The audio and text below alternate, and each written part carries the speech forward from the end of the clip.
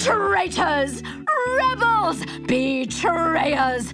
Heed my words. You will all pay for this insolence. No one at Monster High will escape.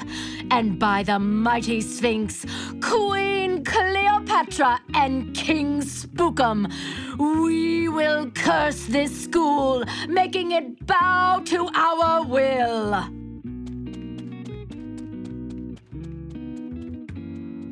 Well, that went well, didn't it? Ever wanted to be a monster? Wanted to be so freakishly fabulous that it made others jealous? What about performing daily functions in heels so tall that it broke both boundaries and your ankles? If any of these caught your attention, I have the perfect place for you, my friend, Monster High. Situated in New Salem, United States, this school and its inhabitants encourage you to be true to yourself and accept the flaws you have.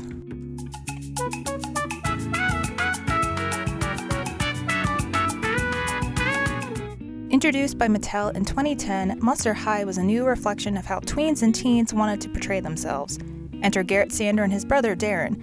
Inspiration came upon seeing young girls take an interest in alternative, goth-leaning fashion. Think of Hot Topic, Spencer's, and the like. Add in hints of Tim Burton, Lady Gaga, and Elvira, and a new doll line was in Sander's hands. Characters are the children of legendary monsters, myths, fairy tales, folklore, you name it. Think of Frankenstein's monster, Dracula, werewolves, mummies, so on and so forth. The possibilities are limitless, and there's a multitude of cultures and stories to base characters from. As a child of the 2000s, Garrett Sanders played a bigger part in my childhood than I realized. Not only is he the father of Monster High, but during his time at Mattel, he was the design manager for Polly Pocket dolls and the package designer for Winx Club dolls, along with some My Scene and Barbie releases. Garrett, I doubt you'll ever see this video, but I want to personally thank you for creating a universe of kick-ass characters that inspire me to this day. I spent too much time reading the character pages on the official website back in the day and fawning over their outfits. Turns out, I grew up to be an alternative adult who still loves toys and pretty dolls. To a lot of people, Monster High is special. Kids, like me, appreciated the edgier look and the anti-bullying and self-acceptance message it carried. And of course, with every giant comes the copycats. Sorry, I mean competitors. 4 lines in particular released in hopes of latching onto Monster High's market: Bratzillas, Novi Stars, Pinky Cooper, and Equestria Girls. Ever After High and Enchantimals are technically spin-offs of Monster High, so I won't include them in this list.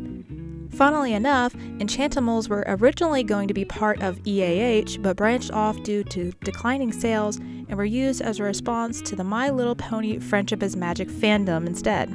Monster High was flying, well, high.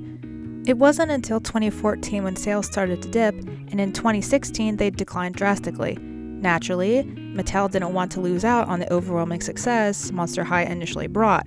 A full reboot with revamped aesthetics and a new fictional universe came to light. This is otherwise known as Generation 2 amongst fans. At this point, I wasn't playing with dolls anymore, nor did I keep up on the happenings of the Monster High franchise. But trust me when I tell you that this reboot sucked. This time, the dolls were targeted to younger kids with cuter designs, less dramatic makeup, totally different lore, and some characters being entirely cut. G2 was disliked so much that the franchise discontinued in 2018. Garrett Sanders himself stated at PowerCon that the reboot went against the main premise: uniqueness, accepting flaws, and not changing yourself for others. Yikes. Granted, there were some other internal struggles between him and Mattel, but G2 was a defining factor as to why he left the company. Bigger yikes. Now, there are some fans that actually like the dolls that came out in G2, and I'm not accusing them of being fake or shitting on their interests. From a broader standpoint, fans and consumers alike just did not like this era of dolls. Just like that, Monster High was dead, much like the monsters they were inspired by. A couple years later, the world is held in the clutches of Corona. 2020 was a wild year. However, in October of that same year, a new kind of Monster High doll was released, the first ever Skulllectors. Mattel decided to cater to adults that grew up with Monster High and now enjoyed horror films. Skulllectors are exclusive dolls based around thrillers, slashers, dark fantasy, and any other horror film that one could conjure up. They're highly detailed pieces of art meant for collectors to enjoy. A number of them have been released over the past few years, with the most recent being the Edward Scissorhands one. A hard relaunch occurred in 2022, better known as the beginning of G3. The characters received a total overhaul of designs with new body types, new features, disabilities, and different ideologies and personalities. What's more, their stories are direct continuations from G1. What G2 lacked, G3 brought back. Hell, some of the newer dolls apparently have a better quality than the originals. Personally, I have a reproduction of Laguna Blue, my darling Australian fish. It truly is a full circle moment. So, where does this bring us? Well, today we'll be diving into a game that released dead smack in the middle of G2. Allow me to introduce you to Monster High, New Ghoul in School. Buckle up and sit back, you want to for this one.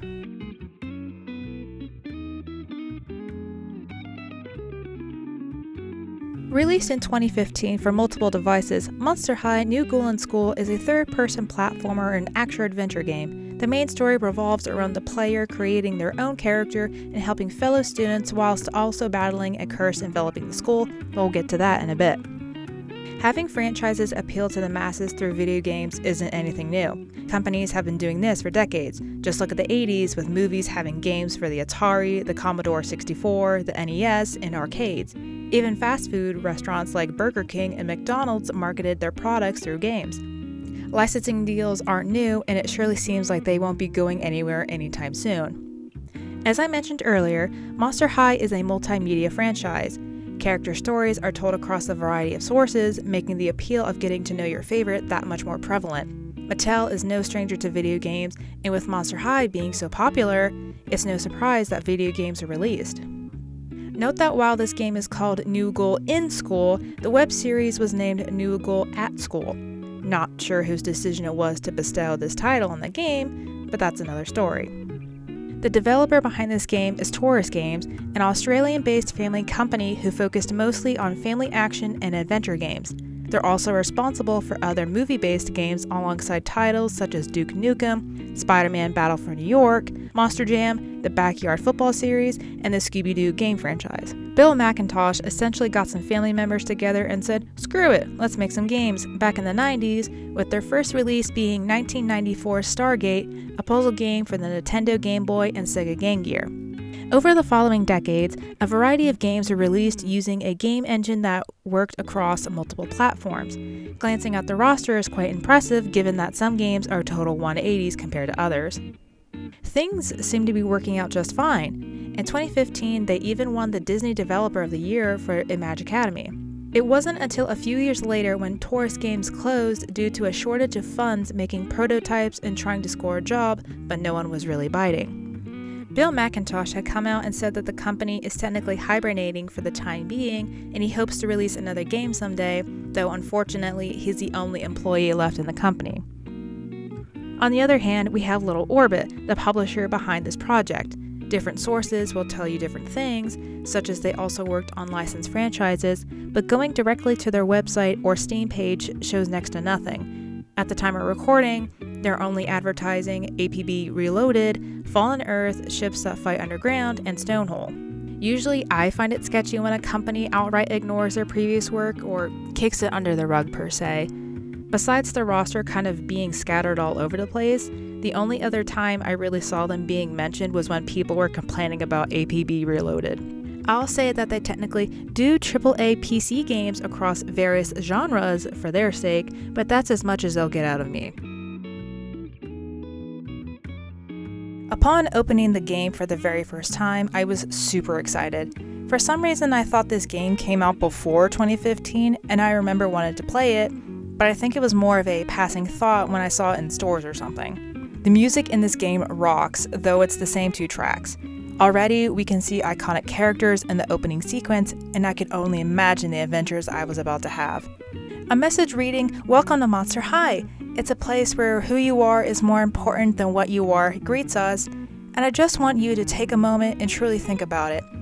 Not to sound like the friend that's too woke, but even 15 years later from the original release, this message is more important than ever. You're special, I'm special, we're all special. If thinking about what someone is rather than who they are, what they're like, what they've done is more important, please spend some time on self-reflection. Anyway, immediately we get to choose from a variety of 12 different monsters, each with 3 different color palettes. Gotta say, this was pretty damn neat. There's really not much exposition here. You're just kinda thrust into the scene with the simple fact that you're the new Ghoul. Also, despite naming your character, nearly everyone else refers to you as new Ghoul, so just get used to it.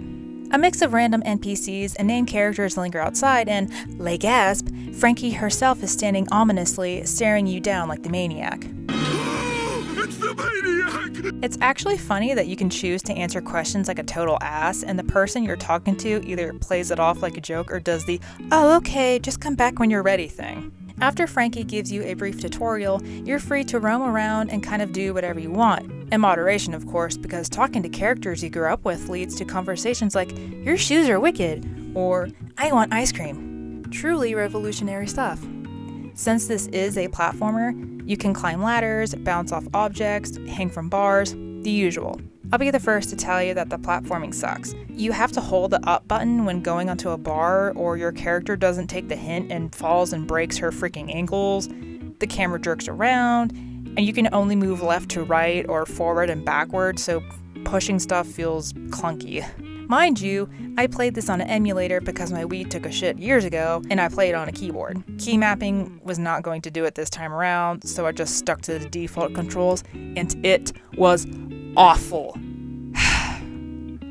There are a number of things to collect in said platforming: coins, spiders, locker codes, and pennants. The latter 3 are for collecting purposes only, while the coins can be used to buy new clothes. The first objective is to speak with Headmistress Bloodgood, where she properly welcomes you and immediately tells you to piss off with another student to have them show you around and introduce you to others. The phone function, aka the eye coffin, is mentioned, and this acts as the menu screen to access the map, to purchase apparel, read objectives, that sort of thing. You meet up with Spectra in the library because as a new kid, we have to find her guide rather than vice versa. She tells you to join a club and make friends before dumping you onto Draculaura and leaving. I thought this was a wild interaction to write. Why not meet Draculaura first instead? Why go through all that just to have the supposed guide take off after 30 seconds? Spectra did, however, prompt you on the clubs you can potentially join, and without expressing any interest, you are shoved into each of them, no debating whatsoever. You become an instant field leader due to Draculaura, and since the Laguna is conveniently standing 2 feet away, you also become part of the student council. No idea what the rest of the school looks like, but here you are, already part of 2 arguably important clubs. Alright, so from here on out, I'll be dividing the storylines into different segments to keep everything together, as each event happens over numerous days, typically back to back, and it kind of blends together. Again, please keep in mind that you never ask to be in these clubs, nor do you get formally invited. You essentially act as the club's bitch. Okay, so the Enviro Club is growing these piranha plant looking ass flowers. Your first objective is to collect plant food and choose whose plant it goes to. I went with Venus because she's my home girl. Said plant food causes the plant to grow bigger, and Gilda gets a bit butthurt about the whole thing, so she asks you to ask Mr. Hackington for a potion to help hers grow as well. Upon creating the potion, Mr. Hackington explicitly tells you to not overdo it, as the potion can be used for 20 to 30 plants. Our dear dumbass over here gives the entirety of the potion to her plant, and it turns into Tui. Better yet, it's carnivorous, and Venus is totally stoked about the whole thing, much so to the point where she wants the newspaper to write about it. You track down Venus because she's acting a little sus about the whole thing, so you spy on her talking to Rochelle. She then uses her pollen powers to manipulate Rochelle into putting in the article against her will. This had me physically stunned because that's just supremely fucked up, and telling the club members had them responding like, "No, that's bad, we need to confront her." Yeah, like no shit, do it now, not later when she causes someone else to germinate. You and the club end up confronting Venus about her mind tactics and tell her hot girls don't do that sort of thing. She then apologizes to Rochelle and the newspaper club about the whole ordeal, and it's downplayed so much. Like, yeah, this is a kid's game, and this isn't the main plot, but mind control and dubious consent is a bit of a heavy topic here to simply glaze over. When getting to know the fashion club, you travel backstage of the auditorium to find a couple of ghouls discussing this season's color. Because the girls are split, you have to choose between blue and green essentially. I didn't like the green they chose and it clashed with my character's overall palette, so I went with blue. Jennifer gets pissy about things, and she and Skelita decide to have a bit of a competition to see who can make the better dress. A bit of a side note here, but since Skelita is technically from Mexico, they made her bilingual. Instead of speaking Spanglish, she randomly throws in Spanish phrases and perfect English sentences like mi abuela and mi madre. I know this tends to be a common error when writing bilingual characters, but the whole thing just threw me off. So, when it's time for the two to show off their work, everyone likes Skelita's, causing Jennifer to become upset and storm off.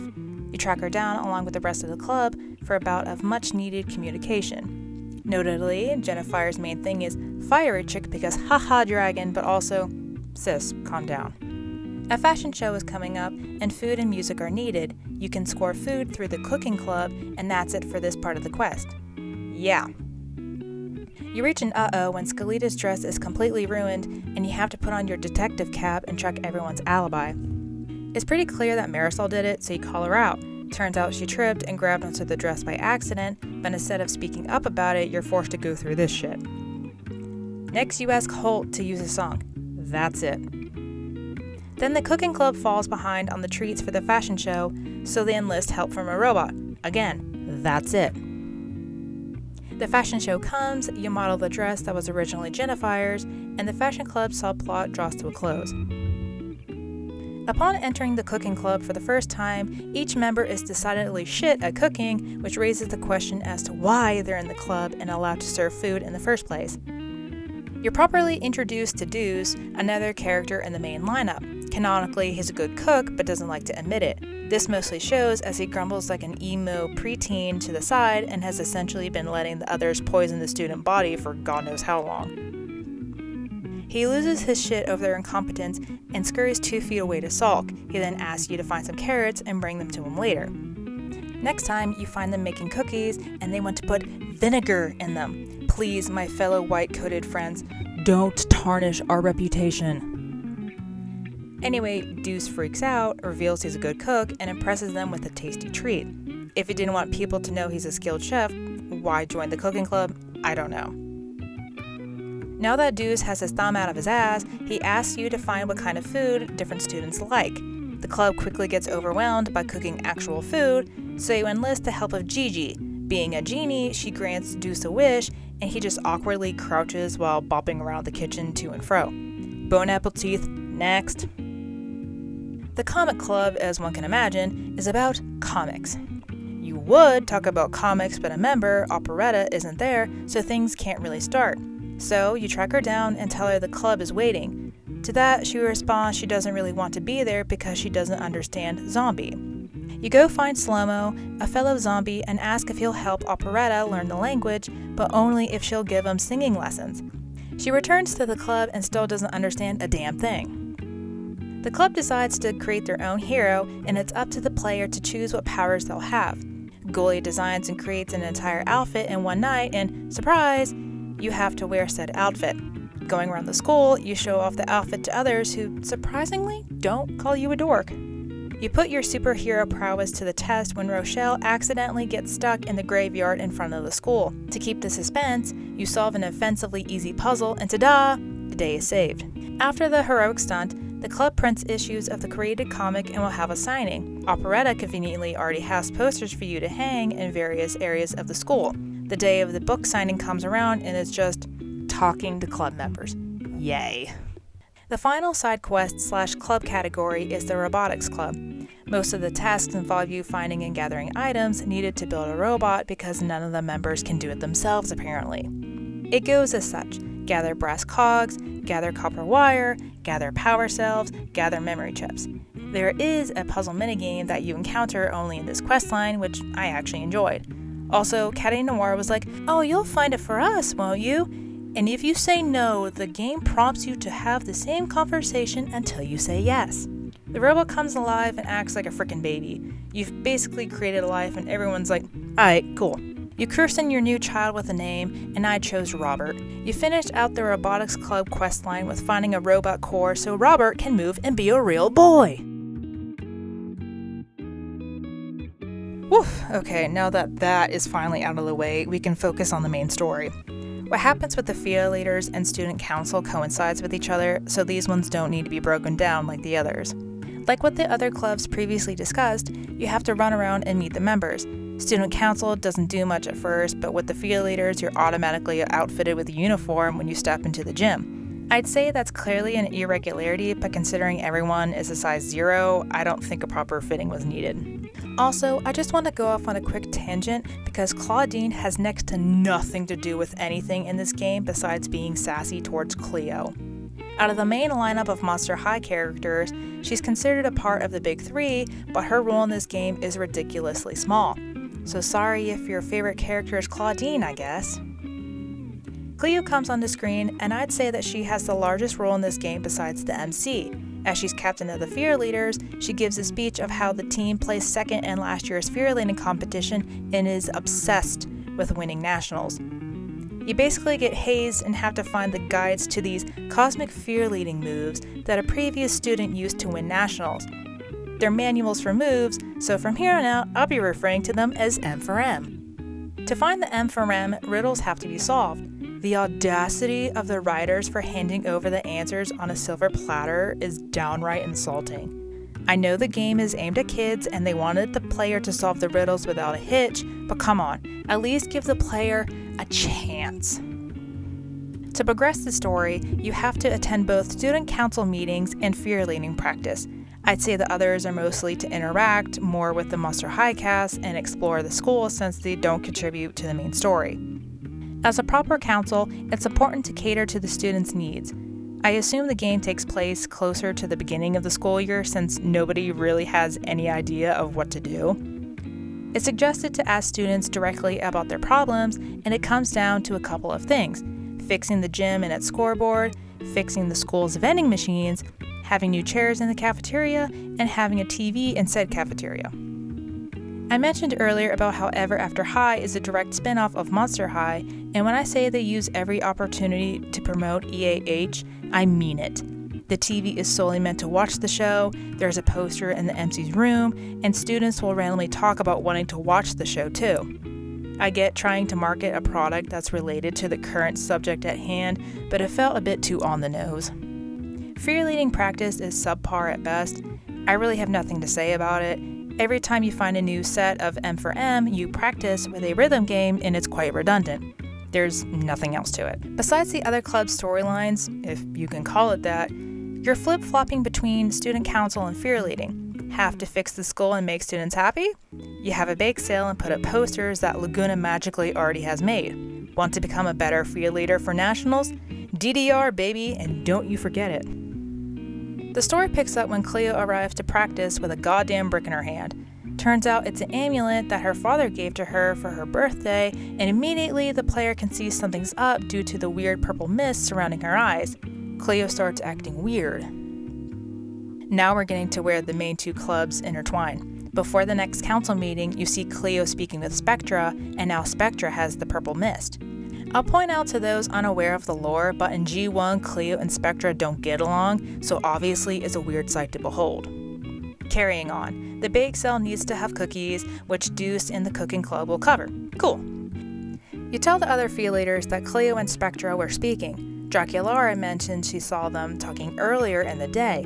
Cleo arrives at practice and acts like a total bitch whilst being nice to us. Not cool.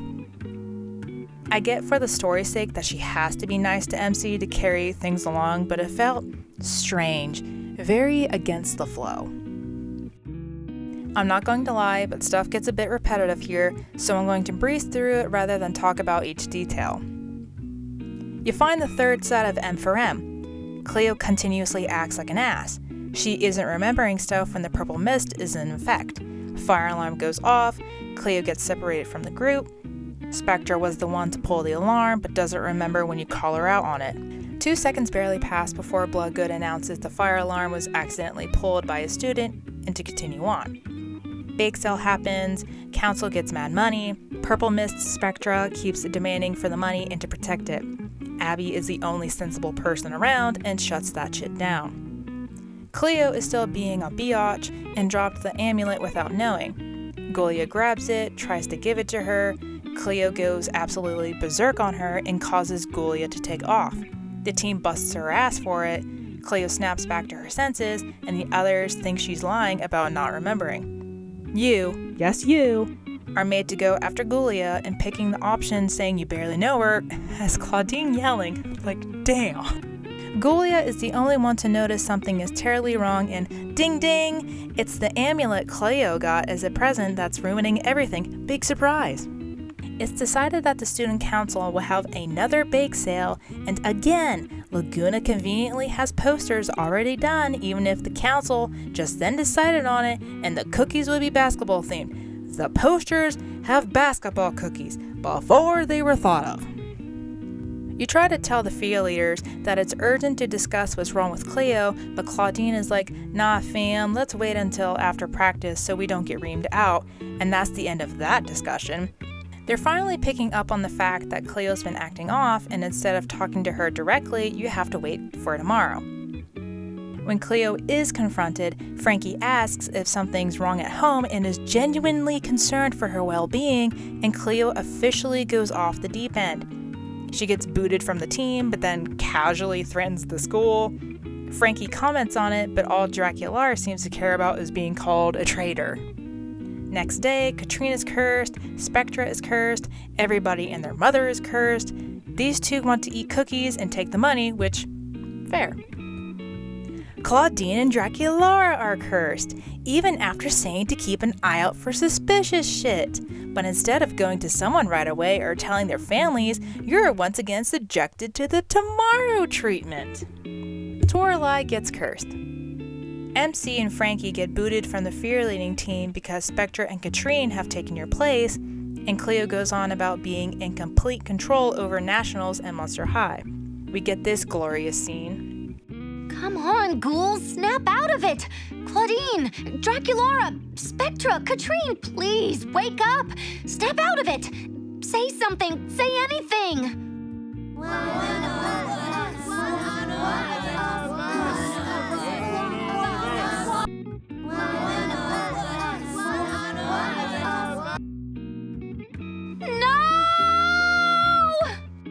Something is spreading throughout the school and needs to be stopped.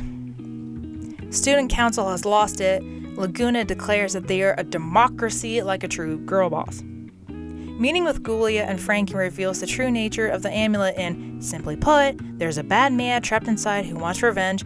Arnar Clear! Learning about the amulet raises a question not answered in the game. Did Cleo's family not know shit about this amulet? They said that Cleo's mom inherited the amulet from her estranged brother Spookenhamen, because why details? At this point, it'd be smart to go to Bloodgood and explain the situation because, hey, it's important, but no, they go the next day. Why? Because this school is full of dipshits, apparently, Abby gets cursed, rendering student council evil by this game's concern, and Bloodgood gets cursed as well. MC, Frankie, and Ghouliest hardcore parkour out of Bloodgood's office, and again it takes getting to the following day for anything to happen. Now that we're in the last leg of the dilemma, it's up to the uncursed students to find out how to defeat Spookenhamen. There are some sneak missions to figure out what exactly is going on, but they're just MC having to avoid running into characters even if they're staring directly at you, but that's besides the point. Deuce is part of the Uncursed Alliance, and he does have the idea to stone everyone, but that idea gets shot down quickly. There's a bit of back and forth and conversation, and part of Spookenhamen's plan has been uncovered. Cleo and Spectra have successfully cursed a third of the school, and Toralei's body will be used as a channel for Spookenhamen to talk to them directly at a rally. Again, we sneak in, but it's not really a sneak mission. Anyway, the fear-leading competition will be the perfect opportunity to mass curse the school. When everyone is distracted by Cleo's win, the cursed will lock them all inside the gym, and they'll go ham with the cursing. As Spookenhamen puts it, it'll be like shooting fish in a barrel. Another tangent here, okay? It was deliberately written, chosen, approved, mind you, that a bunch of students in an American equivalent school will be mass attacked and it's compared to shooting fish in a barrel. I'm gonna let that simmer with you. Let's continue. Heading back to the Uncursed Alliance, Spook and Hammond's plan is revealed, and it's time to come up with a plan. The plan itself is simple. Make a competing fear-leading team, have Frankie and MC teach the moves, and when Cleo is distracted, Deuce and Claude will tag team on her and snatch away the amulet. When it comes to practicing yet again, you learn that a registration fee is also needed, so you steal whatever money was left from the Student Council's bake sale to fund yourselves. Mind you, Caddy Noir is a world-famous pop star and teen idol, but apparently could not be bothered to cough the money up herself. We're almost there, I promise. Nationals happen like the very next day, and it's in a barely filled auditorium rather than a packed gym. Toralei is the host for the competition for some reason. Your group does the exact same moves that Cleo's did, but nowhere is this not allowed. While Cleo is in the crowd throwing a fit over the stolen M for M, Deuce and Claude strike. Claude throws the amulet onto the stage in front of you, and you jump onto it, causing it to explode into absolute nothing. Spook and Hammond releases a furious "No!" as his last word, and he's dead, I guess. Hell if I know. You win nationals, the crowd is cheering, the school is saved, roll credits. Thank God. I think it's pretty apparent from the gradual tone change that I did not enjoy this game. Starting it, I was so stoked, and after the first hour or so, all of that joy left me. I genuinely struggled to get through it, and that says a lot. I could have given up there and ditched it altogether, but I kept going out of sheer spite and still wanting to share my experience. I absolutely despise the "oh, let's wait until tomorrow" aspect of the quests. If it was a way to extend the game's playtime, shame on the devs. I'm not shitting on them, I know a lot of time and effort goes into making a video game. However, as the player of their product, it pissed me off so bad. If I had this game as a kid, I'd think I'd be even more pissed, to be honest. The amount of discrepancies were off-putting, the hand-holding was offensive, and no. I did, however, create a list of things that would improve the game if it were to ever come out as a remaster. The player would be able to choose between a Ghoul and Manster character. All of the NPCs were the exact shiny, buttery-ass looking dude, and it was annoying. Next. Introduce minigames to collect coins. You have a phone in-game and a computer in your room in the library. Chasing coins through the hall felt tedious and not very rewarding. Have cursed NPCs hang out together and not interact like normal NPCs or be around uncursed students. The amount of times I ran by Cleo hanging out with Frankie and Claudine after some of the main story quests and having her say something like, "I can't wait for the end of the day," was incredibly jarring. Collecting the spiders, locker codes, and pennants needs to be spread out throughout the days, as I found over half them on day 1. That being said, also introduce a calendar system because what do you mean an American school is going on a day-to-day basis? Hello, weekends? Other club members would help find items, even if they're different, like, "Hey, I found metal plates," while you find copper wire. That would be cool. Or have them not stand in the same room for the entire time. Show students in the cafeteria during lunch. They wanted those damn seats and TV. They better use them. Some characters need to be more involved. For instance, Claudine. I complained about that earlier. Next. If a character has a quest, they'd have an exclamation point above their heads but would say, "I can't do that right now," when you try to talk to them because they weren't in the right spot at the right time to trigger it. That would not be the case. Unlock that stupid boarded up door. What do you mean there's no secret during the main story?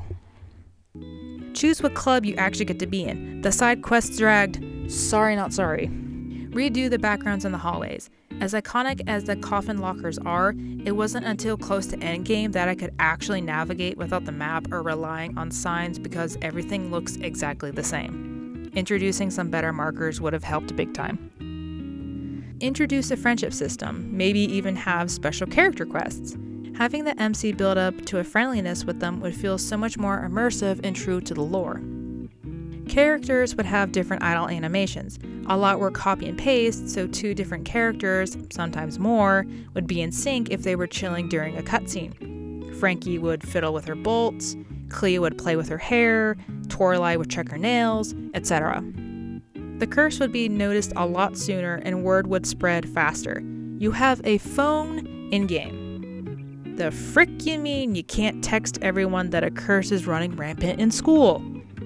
Since you play as the new Ghoul in a new school, maybe have the player worry about schoolwork and tests, or show snippets of class instead of the clock. A brief minigame could fit nicely here. Finally, give the player the benefit of the doubt. I've played many games throughout my life and stuff targeted to a broader demographic that actually lets you solve puzzles or not hold your hand as much. If the kid has to look up a crappy quality YouTube playthrough from 2008, let them. It's all part of the experience.